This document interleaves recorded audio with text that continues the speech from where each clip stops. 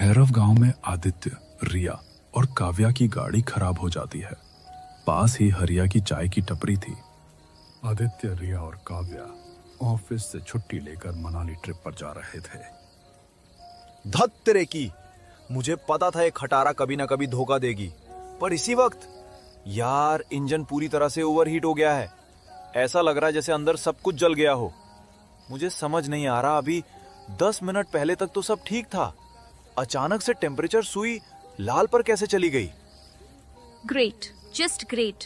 गाड़ी खराब हो गई और मेरा फोन नो सर्विस दिखा रहा है। आदित्य, मैंने कहा था ना कि सर्विसिंग करवा लो। अब हम इस गांव के बीचों बीच फंस गए हैं। चारों तरफ देखो, अंधेरा कितनी तेजी से बढ़ रहा है। यहाँ तो कोई पासिंग व्हीकल भी नहीं दिख रहा जिससे लिफ्ट मांग सकें। एक्सक्यूज मी भैया, हमारी गाड़ी यहीं आपकी टपरी के पास खराब हो गई है। जरा देख लेंगे क्या? आसपास कोई मैकेनिक मिलेगा? और यहाँ नेटवर्क भी नहीं आ रहा। गाड़ी गर्म हो गई बाबूजी, या इस जंगल की हवा ने उसे रोक दिया। यहाँ की मिट्टी लोहे को भी थका देती है। आओ, गला सूख गया होगा, गर्म चाय पी लो। इस रास्ते पर रुकने वाले अक्सर प्यासे ही होते हैं। हाँ, गाड़ी अचानक बंद हो गई, शायद रेडिएटर फट गया है। क्या यहाँ आसपास कोई मैकेनिक मिलेगा या कोई गांव जहां से मदद मिल सके? हमें जल्दी निकलना है, रात होने वाली है। इस गांव में मैकेनिक तो क्या, ढंग का मोबाइल नेटवर्क भी नहीं मिलता। जो मैकेनिक है वो शहर से आता है, और वो भी अब कल सुबह सूरज निकलने के बाद ही आएगा। आज की रात तो तुम्हें यहीं काटनी होगी। ये गांव अमावस की रात को किसी को आसानी से जाने नहीं देता। तभी वहां एक आदमी आता है और उन्हें देखते ही अचानक बोल पड़ता है, बंद करो ये शोर, वो सुन लेगा, वो जाग गया है। तुम लोगों ने उसे जगा दिया, भागो यहाँ से। मूर्खों, तुम्हें अंदाजा नहीं है तुम कहाँ खड़े हो। ए भाई, दूर रह। कौन है तू और किस शोर की बात कर रहा है? हम तो बस फंस गए हैं, क्या बकवास कर रहा है? आवाज मत करो, वो हवा में है, वो धुएं में है। मैंने उसे देखा, लाल आंखें, वो मेरी बेटी को ले गया। अब वो तुम्हें लेने आ रहा है। गाड़ी छोड़ो और भागो, इस लोहे के डिब्बे में तुम जिंदा भुन जाओगे। ए भैरव, दूर हट इनसे। अपनी पागलपन की बातें अपने पास रख। जा, भाग जा यहाँ से, वरना वो साया तुझे ही पहले ले जाएगा। हरिया की बात सुनते ही वो आदमी घबरा जाता है और वहां से भाग जाता है। कौन था वो? और वो किस साई की बात कर रहा था? आप लोग यहाँ किस चीज से डरते हैं? हमें साफ साफ बताइए, यहाँ चल क्या रहा है? अरे नहीं नहीं, वो तो बस पागल है, यहाँ अक्सर आता जाता रहता है। आप लोग घबराइए मत, वो कुछ भी बोल देता है। उसकी बातों को दिल पर मत लीजिए। गांव वाले भी उसे ज्यादा सीरियस नहीं लेते। आप आराम से बैठिए, पहले चाय पीजिए, फिर सोचते हैं गाड़ी का क्या करना है। नहीं, हमें चाय नहीं पीनी। हमें बस आज रात के लिए कहीं रुकने का कोई ठिकाना बता दीजिए। गाड़ी खराब है, फोन में नेटवर्क भी नहीं आ रहा और अंधेरा भी तेजी से बढ़ रहा है। हम यहाँ अनजान हैं, इसलिए बस इतना बता दीजिए कि आसपास कोई लॉज, धर्मशाला या सुरक्षित जगह हो जहाँ हम रात गुजार सकें। हाँ, यहाँ पास ही एक पुरानी धर्मशाला है। पहले वो कोई सरकारी दफ्तर हुआ करता था, लेकिन अब उसकी ठीक से सफाई भी नहीं होती। वहाँ काफी समय से कोई मेहमान आया भी नहीं है। लेकिन हाँ, आप लोग ये लालटेन ले जाइए, कम से कम रोशनी तो रहेगी और वहाँ आपके रुकने का कुछ इंतजाम हो सकता है। लालटेन की मध्यम रोशनी में चलते चलते तीनों उस पुरानी धर्मशाला तक पहुंच जाते हैं। इमारत पुरानी थी, चारों तरफ अजीब सी खामोशी छाई हुई थी। तीनों कमरे के अंदर आकर धीरे से बैठ जाते हैं। बाहर की खामोशी अंदर तक डर का एहसास भर रही थी। मुझे उस चाय वाले की बातें बिल्कुल अच्छी नहीं लग रही थी। उसकी आंखों में एक अजीब सा पागलपन था, जैसे वो कुछ छुपा रहा हो। उसकी हंसी बनावटी लग रही थी और हर बात में कोई ना कोई डर छुपा था। दिल बार बार कह रहा था कि हमें यहाँ रुकना नहीं चाहिए। पता नहीं क्यों, लेकिन उसके पास खड़े होकर मुझे बिल्कुल भी सुरक्षित महसूस नहीं हुआ। रिया, तुम बहुत ज्यादा हॉरर फिल्में देखती हो, जो हमें डराकर पैसे ऐंठना चाहता होगा। ये सब सिर्फ हमारे दिमाग का खेल है। हम तीनों साथ हैं, दरवाजा बंद है और सुबह होते ही हम यहाँ से निकल जाएंगे। बस कुछ घंटों की बात है। वैसे रिया सही बोल रही है। तुमने ध्यान नहीं दिया कि वो पागल आदमी क्या बोल रहा था? और जैसे ही उसकी नजर चाय वाले पर पड़ी, वो डर के मारे तुरंत भाग गया। ऐसा नहीं हो सकता कि ये सब बस यूं ही हो। जरूर कुछ तो है जो हमें यहां नहीं पता, और शायद हमसे छुपाया भी जा रहा है।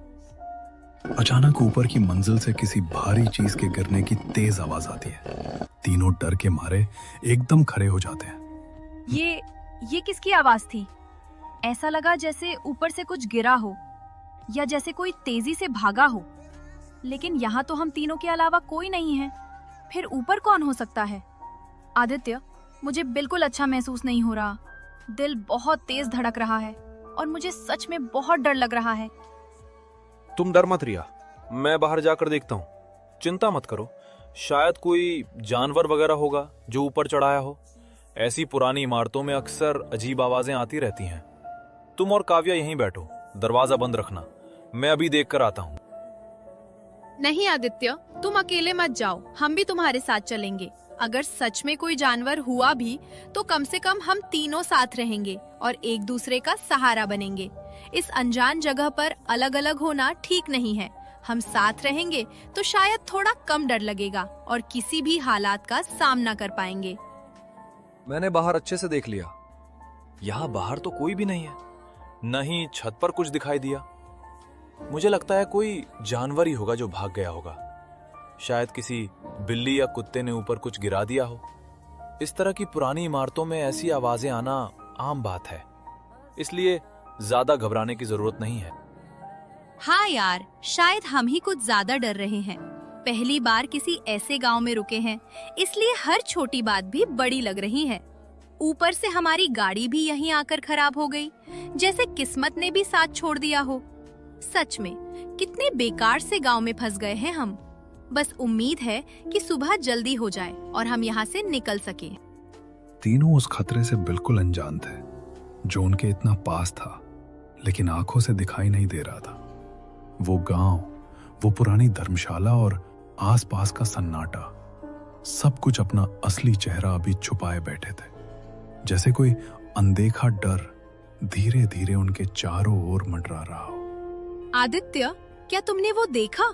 खिड़की के बाहर 2 लाल बिंदु जैसे जलते हुए अंगारे हों, वो हवा में तैर रहे थे। मेरी धड़कन रुकने वाली है। मुझे लगा था मैं निडर हूँ, लेकिन ये जगह सामान्य नहीं है। मुझे ऐसा महसूस हो रहा है जैसे कमरे के कोनों में अंधेरा हिल रहा है। क्या हम खिड़कियाँ किसी चीज से ढक सकते हैं? अभी अचानक दरवाजे के बाहर जोर जोर से खटखटाने की आवाज आती है, जैसे कोई बाहर खड़ा होकर गुस्से या बेचैनी में दरवाजा पीट रहा हो। काव्या, रिया, दरवाजा खोलो, मैं बाहर रह गया हूँ। जल्दी खोलो, वो मेरे पीछे है। प्लीज दरवाजा खोलो, मुझे बहुत डर लग रहा है। ये क्या है? आदित्य तो हमारे साथ अंदर बैठा है, तो बाहर कौन है? वो तुम्हारी आवाज निकाल रहा है। ये पिशाच है, ये छलावा है। ये हमें बेवकूफ बना रहा है ताकि हम दरवाजा खोल दें। काव्या, खबरदार जो तुम अपनी जगह से हिली। वो अंदर नहीं आ सकता जब तक हम उसे बुलाए नहीं। मंत्र पढ़ो, भगवान का नाम लो।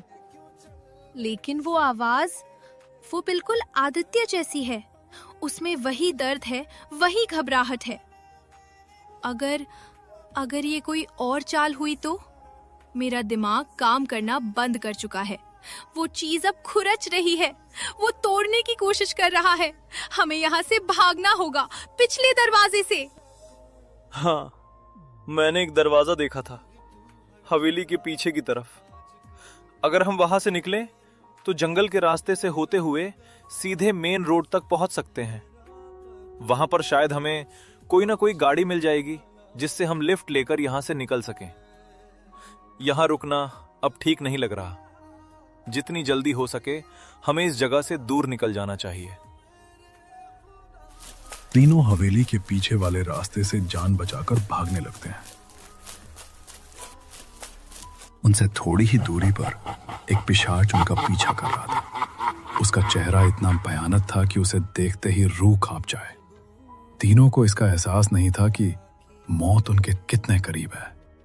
भागते भागते वे एक गुफा के अंदर घुस जाते हैं और वहां जाकर छुप जाते हैं। आवाज मत करना, वो बाहर ही है। मैंने उसे हवा में उड़ते हुए देखा।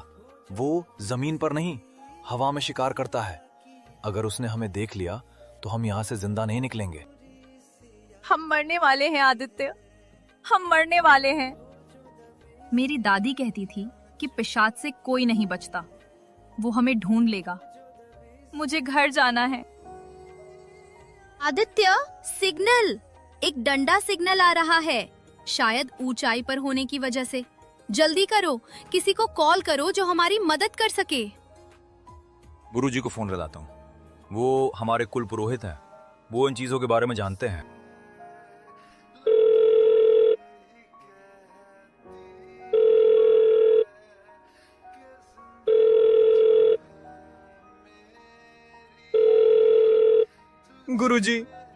गुरुजी हम मुसीबत में हैं। जंगल में एक काली शक्ति है, वो पिशाच है, वो हमारे पीछे पड़ा है। हम एक गुफा में छुपे हैं, वो हवा में उड़ रहा है। हमें बचाइए, क्या करें? बेटा, घबराना मत। अगर वो पिशाच है तो वो तुम्हें सुबह होने से पहले नहीं छोड़ेगा। गुफा सुरक्षित नहीं है, तुम्हें किसी पवित्र स्थान पर जाना होगा। क्या वहां आसपास कोई मंदिर है? शिव जी का कोई पुराना मंदिर? पिशाच मंदिर की सीमा में नहीं घुस सकता, वही तुम्हारी आखिरी उम्मीद है। ठीक है गुरुजी, यहाँ शिव मंदिर ढूंढना मुश्किल जरूर होगा, लेकिन कोई बात नहीं, हम पूरी कोशिश करेंगे। आपने जो मार्गदर्शन दिया उसके लिए आपका बहुत बहुत धन्यवाद। अगर हम यहाँ से बच निकले तो मैं जरूर आपके पास आऊंगा और आपसे मिलकर आशीर्वाद लूंगा। मंदिर? हाँ हाँ, जब हम आ रहे थे मैंने रास्ते में एक पुराना खंडर जैसा मंदिर देखा था। वो मील के पत्थर के पास था। वो यहाँ से ज्यादा दूर नहीं होना चाहिए, शायद 500 मीटर। हमें वहाँ भागना होगा। ठीक है, जैसे ही वो साया गुफा के दूसरी तरफ जाएगा हम दौड़ लगा देंगे। याद रखना, रुकना नहीं है, मंदिर तक नॉन स्टॉप भागना है। कुछ देर तक वे गुफा से निकलकर पथरीले रास्तों से होते हुए लगातार भागते रहे। भागते भागते वे जंगल के रास्ते तक पहुंच जाते हैं। तभी अचानक रिया का पैर फिसलता है और वो जमीन पर गिर जाती है। वो साया रिया के पास आता है और जमीन से निकले हाथ उसे पकड़कर जमीन के अंदर खींच लेते हैं।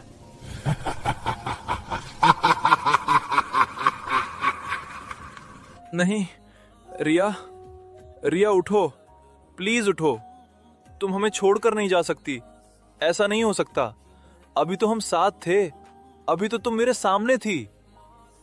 ये जमीन उसे अपने अंदर खींच ले गई और मैं कुछ नहीं कर पाया।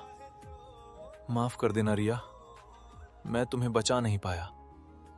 आदित्य, चलो, हमें यहाँ से अभी निकलना होगा। वो वापस आ गया है। हम रिया को नहीं बचा पाए, वो हमें छोड़कर जा चुकी है। लेकिन अगर हम यहीं रुक गए तो हम भी मारे जाएंगे। रिया की मौत बेकार नहीं जानी चाहिए आदित्य। मंदिर पास ही है, यही आखिरी उम्मीद है। चलो प्लीज, चलो यहाँ से जल्दी। अगर अब भी देर की तो शायद हम दोनों भी जिंदा नहीं बचेंगे। दोनों जान बचाकर वहां से भागने लगते हैं।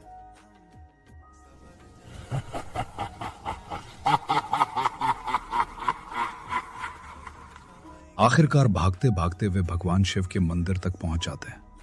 बाहर वही साया बेचैनी से इधर उधर घूम रहा था, लेकिन मंदिर के भीतर कदम रखने की हिम्मत उसमें नहीं थी, जैसे इस पवित्र जगह की शक्ति ने उसे रोक दिया हो। अब ये साया हमारा कुछ नहीं बिगाड़ सकता। हम भगवान शिव की शरण में हैं। पुजारी जी की बात बिल्कुल सही निकली। उन्होंने कहा था कि शिव के मंदिर की सीमा के भीतर कोई भी नकारात्मक शक्ति प्रवेश नहीं कर सकती। अगर आज उन्होंने हमें रास्ता न दिखाया होता तो शायद हम भी। हाँ काव्या, लेकिन मुझे इस बात का अफसोस हमेशा रहेगा कि मैं रिया को बचा नहीं सका। काश रिया भी आज हमारे साथ होती। मैं खुद को कभी माफ नहीं कर पाऊंगा कि मैं उसे अकेला छोड़ आया, कि मैं उसे नहीं बचा सका। ये दर्द शायद जिंदगी भर मेरे साथ रहेगा। रात गुजरते ही साया गायब हो गया। सुबह दोनों उसी जगह पहुंचे जहां गाड़ी खराब हुई थी। गाड़ी अब ठीक थी, लेकिन जहां कल चाय की टपरी थी वहां अब एक बुजुर्ग और गांव का सरपंच बैठे हुए थे। काका, यहाँ जो चाय वाला था हरिया, वो कहाँ है? वो कितने बजे तक आएगा? कल रात उसने हमें धर्मशाला भेजा था, लेकिन उसके बाद से वो यहाँ दिखाई ही नहीं दिया। और काका, हमें नहीं पता आप यकीन करेंगे या नहीं, लेकिन हम रात भर मौत के बहुत करीब थे। बड़ी मुश्किल से अपनी जान बचाकर निकले हैं। ये तुम क्या कह रहे हो बेटा? यहाँ कोई चाय की टपरी नहीं है और हरिया भी नहीं। वो तो 5 साल पहले जंगल की तरफ गया था और फिर कभी लौटकर नहीं आया। बेटा, सूरज ढलने के बाद इस गांव में कोई भी घर से बाहर नहीं निकलता। इस गांव पर शाप है।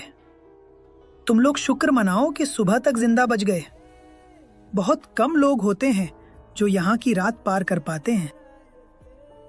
ये सुनते ही दोनों घबरा जाते हैं। बिना एक पल गवाए दोनों वहां से निकल जाते हैं। लेकिन जैसे ही रात होती है, उस गांव में आज भी नए शिकार का इंतजार शुरू